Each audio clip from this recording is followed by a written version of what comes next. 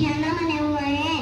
मदारिस इस्लामिया और मकातिब इस्लामिया पर शिकंजा कसा जा रहा है। अजान पर पाबंदी लगाई जा रही है। मजहब के नाम पर काले कानून लाए जा रहे हैं। मजहबी आज़ादी को छीनने की कोशिश की जा रही है। तो याद रखो, हमें भी कोई मलाल नहीं, हमें भी कोई अफसोस नहीं।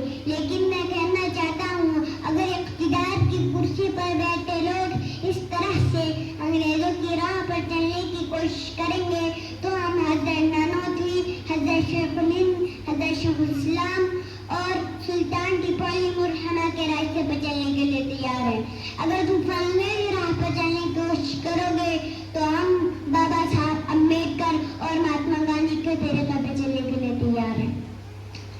ये वो नाम है जिन्होंने कभी अंग्रेजों के सामने घुटने नहीं टेके, जिन्होंने हिंदुस्तान की तारीखें बदल डाली